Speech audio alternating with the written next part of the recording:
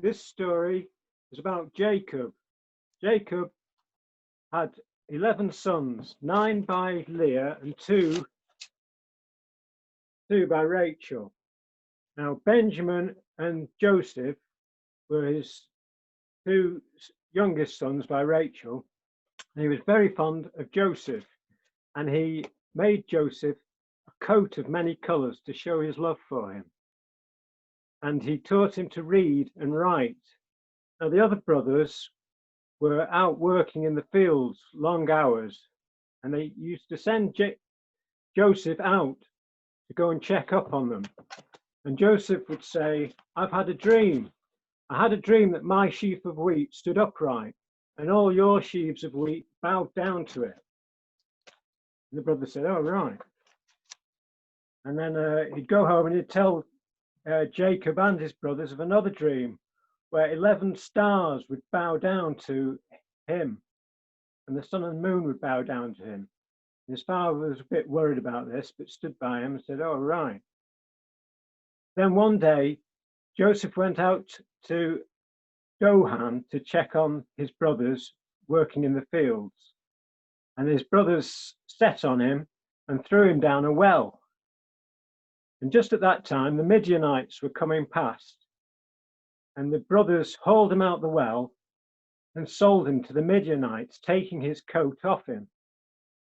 Then, slaughtering a goat, they covered the coat in blood, took it back to Jacob and said, look what's happened to Joseph. And Jacob was really upset, got into a very depressed state and stayed like that for many years. Joseph was taken to Egypt and sold to Potiphar. Now, when he went to Potiphar's house, his business did very well and everything was great. And so he promoted Joseph, and the wife of Potiphar took a fancy to Joseph and tried to seduce him. And when Joseph resisted him, she told Potiphar that Joseph had tried to rape her. That Joseph was thrown in jail. When in jail, he hears two prisoners talking about their dreams. One has dreamt that there's 3 branches of a vine, each with grapes on it. He takes the grapes from the vine and crushes them into the king's cup. Now, the other prisoner has a dream about 3 loaves of bread, and the loaves of bread rot and wither, but they don't know what it means. Joseph overhears and says, the 3 branches of the vine mean for 3 days, in 3 days' time, you'll be pardoned and reinstated as the cupbearer for the king. And that he says to the baker, I'm afraid it's not so good news for you, because in 3 days' time, your execution orders will come through. Anyway, time passes and this comes true. So the cupbearer is reinstated with the king. And after many months, the king said, I'm really troubled. I keep having 2 recurring dreams and I don't know what they mean.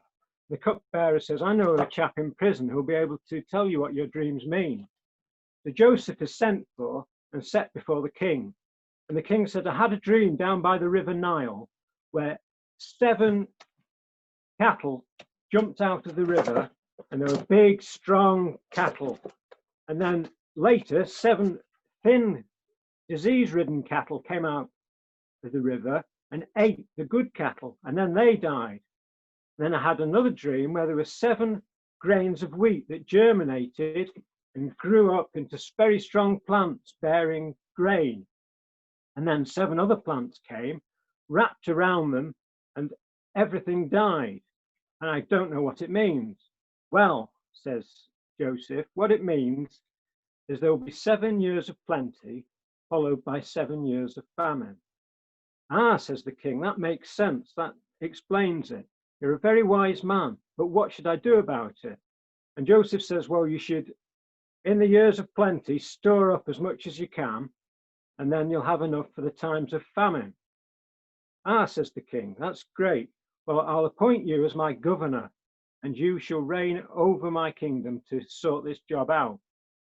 So Joseph organizes things very well, stores lots of grain, water, and foodstuffs, And then when the famine comes, Egypt doesn't suffer quite so badly. But in Canaan, it's terrible. And Jacob's family are on the breadline. So Jacob gets his sons, take some silver and what olive oil and food they have to go and trade with Egypt. And when they get to Egypt, Joseph finds them. He says, "I think you're spies," and throws them in jail. And then he goes to them. He fills their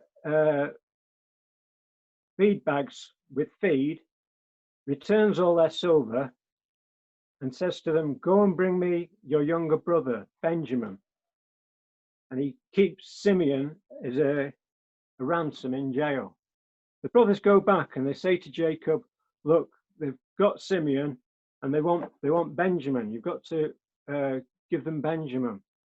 And Jacob says, "Oh, this is terrible. This will break my heart to lose Benjamin as well."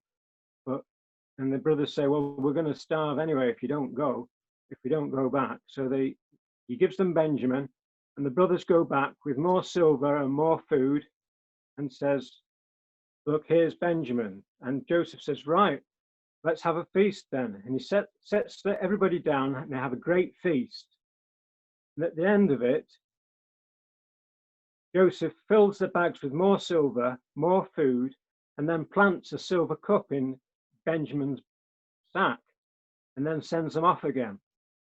Then he sends his steward out to arrest them. And when he finds the cup in Benjamin's sack, he takes them prisoner again. And he takes them back and he says, "How could you do this to me? I treated you well and you stole from me." And they all said, "No, we didn't. We're sorry. We're sorry." But then he says, "But don't you recognize me? I'm Joseph." And they say, "Oh, yes, you are Joseph." And they all hug and are very glad together. And he says, "You must go and get Jacob." And then Jacob comes and they go to Jacob and Jacob says, "Joseph's still alive. This can't be."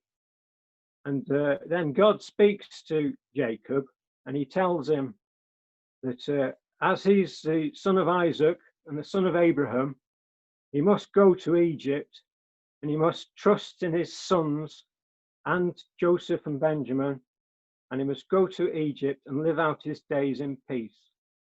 And that's the end of the story. Thank you.